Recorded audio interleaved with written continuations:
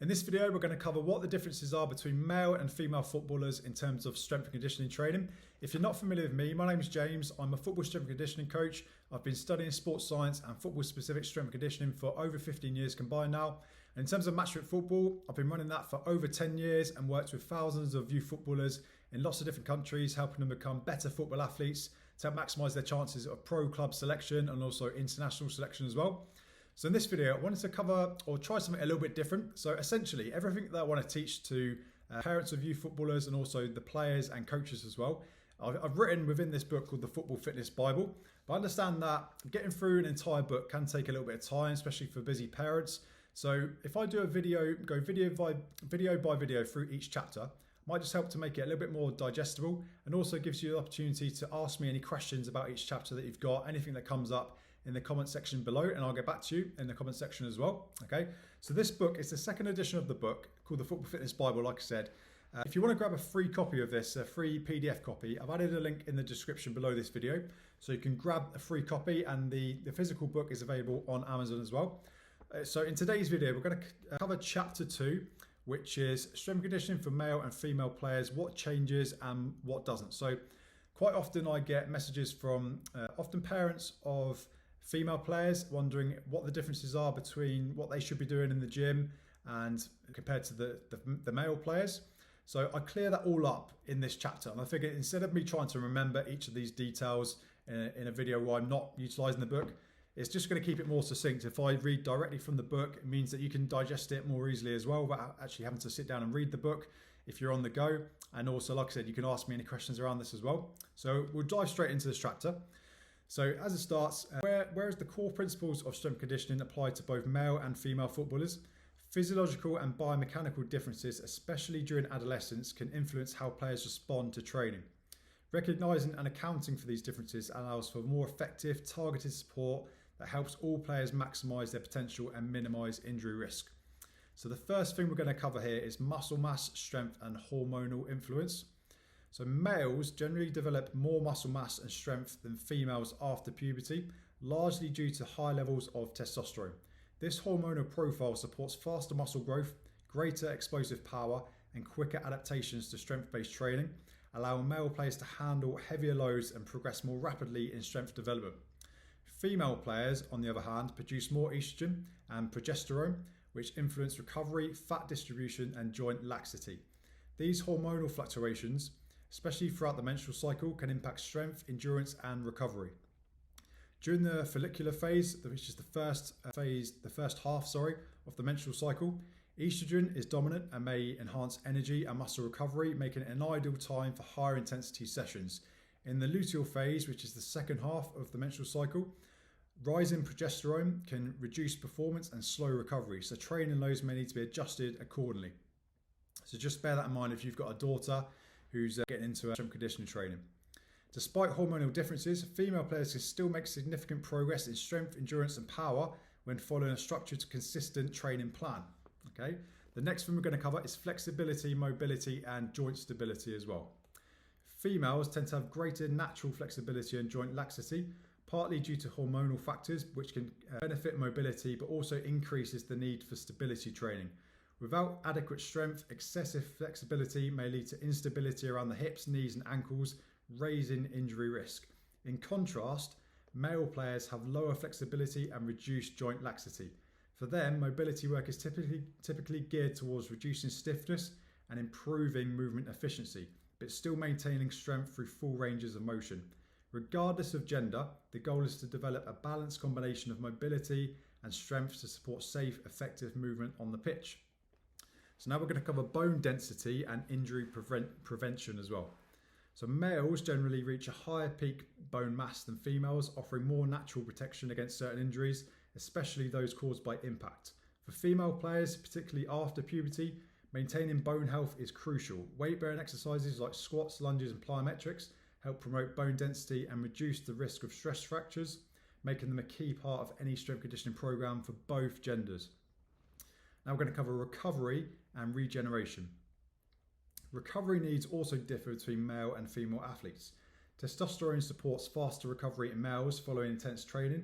Females, however, may require more focused recovery strategies, especially during the second half of the menstrual cycle, when hormonal changes can impact sleep, energy, and muscle repair. For female players, paying close attention to sleep, nutrition, hydration, and recovery techniques is particularly important to maintain performance and avoid overtraining, including deload weeks, which is our periods where the intensity is reduced throughout the training cycle, will also help manage fatigue and reduce injury risk across the season. So even male players as well will definitely need deload weeks built into their training. So next we're going to cover ACL injury risk in female players. So one of the most well-documented gender-specific concerns in football is the higher rate of ACL injuries in female players, particularly during and after puberty. Several factors contribute to this. So the first one is a wider pelvis and a greater Q angle, and I'll elaborate on what that means in a second. So a wider pelvis increases the Q angle, placing greater stress on the knees during running, cutting, and jumping. So if you're not too sure what the Q angle is because female players typically have wider pelvises. That means the angle between the outside of the hip and where the knee is a greater angle. So if we draw a line up from the middle of the kneecap all the way up, and then another line up across the middle of the kneecap to the outside of the hip, that angle in between is greater than compared to male players because they have narrower hips, and that puts more stress on the structures around the knee, which increases the risk of ACL injury.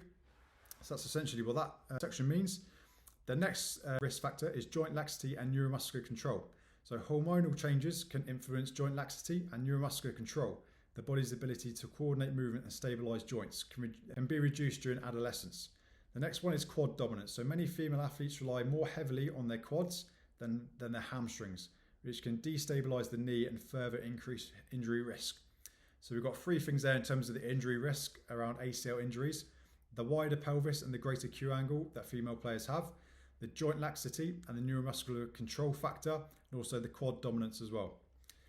Preventative strategies should focus on strengthening the glutes, hamstrings, quads, and hip stabilizers alongside movement training that develops proper landing mechanics, balance, and single leg control as well. The next section we're going to cover is movement mechanics and biomechanical patterns. So the biomechanical differences that contribute to injury risk also affect how male and female players move. For example, the wider hip structure in females can alter knee tracking during dynamic actions such as sprinting, changing direction, and landing. If not addressed early, these altered mechanics can lead to poor movement habits and chronic joint strain. Integrating neuromuscular training from a young age through balance work, controlled landings, and single leg stability drills helps reinforce proper technique and build movement efficiency. Though all players benefit from this type of training, it's especially important for female athletes due to the elevated injury risk during adolescence. So the key message, just to round off this chapter, is the same foundational training principles apply to both genders, but adapting strength conditioning to reflect physiological and biomechanical differences ensures a smarter, safer, and more effective approach. For female players, emphasis should be placed on lower body strength, neuromuscular control, recovery, and injury prevention, particularly around the knee and hip joints as they mature. For male players, faster adaptation to strength work is common, but the need for mobility, injury prevention, and structured recovery is just as vital. Understanding these differences isn't about lowering expectations, it's about giving every player the best possible environment to thrive. So really, the key message around the differences is that overall, both players need to be doing exactly the same training, but it just needs to be a slightly different focus for female players, especially depending on the time of month that they're in, and also just an emphasis on certain parts of the strength and conditioning elements that they're doing in relation to the stability work, and also them being more quad dominant as well. So like I said, there's a free PDF version of this book linked in the comment section below, so you can pick up a free copy of the PDF if you want to dive again into that chapter and the other chapters as well. If you've got any questions at all around anything that's covered in that chapter, add them below this video and I'll get back to you as soon as I can. In terms of the actual training structure that we have to address all of these issues, it's called the Elite Football Athlete Program. If you grab the book first, that will take you through what you need to know about that and introduce you to the Elite Football Athlete Program as well, once you've got a better understanding of the training that's required through what you find within the book. Okay, so hope you enjoyed this video. If you've got any feedback about that at all, if you want to see more of this type, then let me know. If you thought, that's no good, I don't enjoy that format at all, then equally let me know and I'll do it more in a slightly different style, so it's a bit more engaging. But yeah, essentially just what I thought, everything that I want to cover is covered inside this book. So the free version in the link below this video, if you want to grab the physical book, that's available on Amazon as well. So if you've got this far, thanks so much for watching this video. Hope you got tons of value from it, and I'll catch you again in the next one.